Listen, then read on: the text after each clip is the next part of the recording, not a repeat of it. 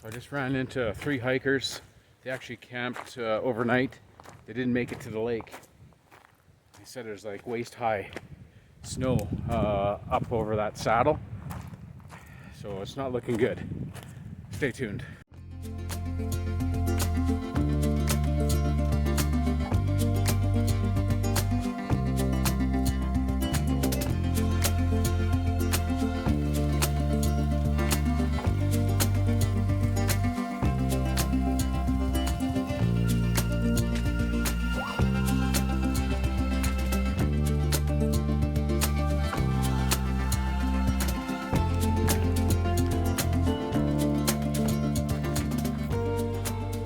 About 1.8 kilometers from the trailhead. I pointed this out before, but you shoot for this park boundary marker to start your hike to go around to Mount Bryant Lake, which is in between this little gorge area. Over there is Mount Howard. I was on that first ridge with my son a couple years ago, and then this is Compression Ridge. And you follow Compression Ridge all the way down to Mount Howard through that gap, and you'll see a path clearly marked. You can just start going up. This marker here, right now I'm standing in the Kananaskis Public Land Use Zone. This way, that's where I started from. And then beyond this point, you're in the Alberta Wildland Park boundary of Don Getty Provincial Park.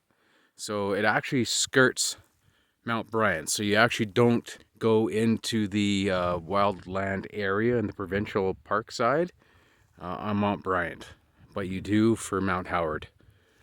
So just beyond Mount Howard is actually where the boundary ends and it becomes public land again. There's no issues with camping, free camping and everything as you go towards Mount Bryant. Before I venture into the Don Getty Wildlands area, because it's provincial jurisdiction, and decide to do something silly, camp or whatever, I gotta read up on the regulations to see what's actually permitted and what's not. We're heading north right now up the trail, and then when we get around Mount Bryant here through this valley and hang a left, then we'll be heading west again. There's a sharp hook before you have to kind of go over a little bit of a saddle to get down to the lake, and that's north facing, and it's probably another 500 meters of elevation gain from this point, which gets me a little concerned what awaits me and if I can even make it over. At about 2.5 you'll come up to this big rock here, and on the other side of it, if you're to turn around, it's got like a lightning bolt pattern in it.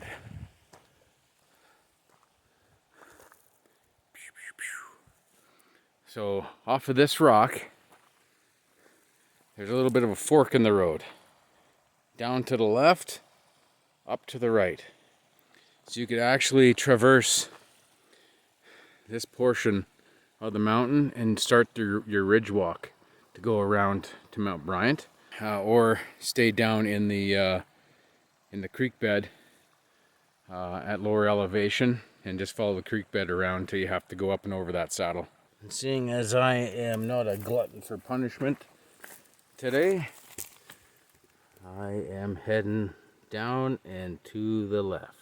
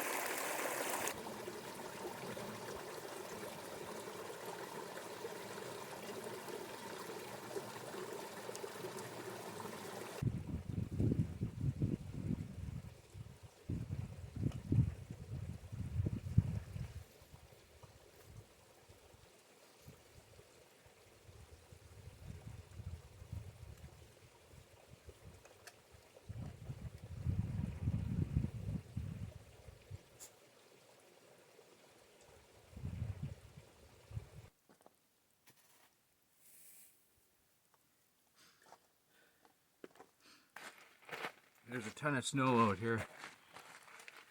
But it's more like slush, but not like Max or 7-Eleven slush. It's like, I might be dating myself here, but if you remember slush puppies, I used to get them at the Red Rooster and more of like the independent convenience stores, like the bigger pieces of slush. Well, that's what this feels like. Look at that. This water is so clear, you don't even know there's water there.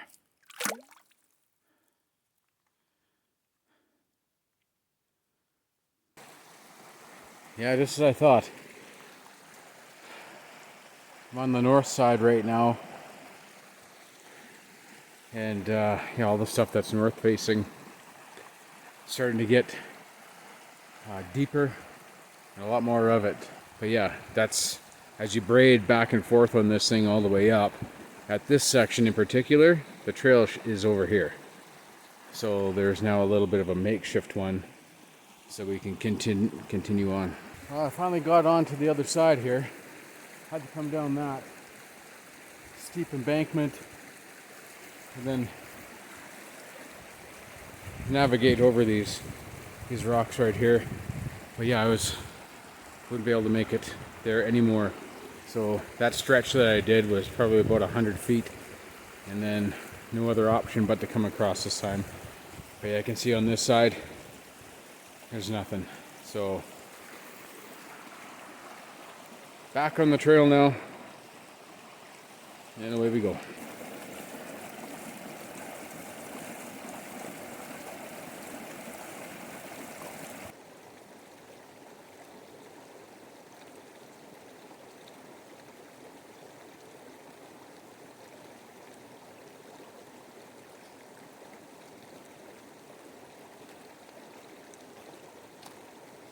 So just right about there is where I have to turn left and go up. And then you get over the saddle. Out here by myself, I don't want to chance it. Going over all those rocks, and there's actually nowhere to walk because it's still covered in snow. I'll wait, come back in a few weeks, maybe in a month from now, and be able to make it for sure. So up to this point, almost 2 hours, about hour and 45 minutes to get to here. And normally it would take about 2 hours to get to the lake. So I'm probably still another 40 minutes away from the lake. So yeah, dealing with the snow and the creek, it's not normally this active. When I come up, this is the earliest I've ever been up here. So it kind of takes some of the time to navigate and find different ways to get by and braid the creek in different spots. So had fun. Got 2 hours of exercise coming up here. Another hour and a half probably close to get back down. So had a good day. Well, didn't make it up to the lake. That's okay. I really enjoy this hike. I've been on hikes where, you know, the destination is phenomenal, but if you wouldn't have got to the destination, the hike itself would have been a disappointment. This one here, I don't mind at all. It's got everything that you need to enjoy just the hike itself. You know, keeps you nimble, keeps you busy. You don't really think about much, you know, waiting for the next turn or how long have we been out here, how much further.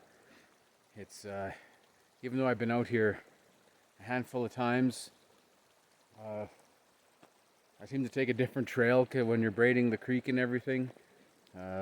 It's a new experience every single time, but it's new experience, but in familiar surroundings. And you can't go wrong with the views either. You're surrounded on all sides by Mount Bryant, all the way up to the lake. Like I said, there are some hikes where it's like you're in the trees the whole time. This one here, you know, it's great. Like, how can you not enjoy looking at that for a couple kilometers as you head up? Beautiful. So I got my pack here. It's got a whole other layer of clothing. As you can see, I'm in like shorts. I do have 2 layers on top, but I do have another full layer.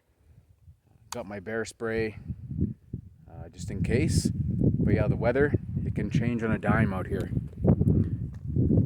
That's another weather system coming in from the west, and that's Mount Bryant, and the lake is kind of in behind that. So if you could get stuck in a snow squall or something over there, we're high enough that the rain would actually be snow. And then look at that, right above me, blue sky. And then where I'm going, rain clouds. So, and then over here, kind of where I'm going as well, overcast. You got like 3 different weather systems. You never know what you're going to experience when you're out here, so always be prepared. Well, just getting back to the car. All in all, a 12-kilometer hike. Great conditioning for getting me ready for some long distance hikes and having the full pack on the back. Thanks for coming along, and I'll see you at the next one.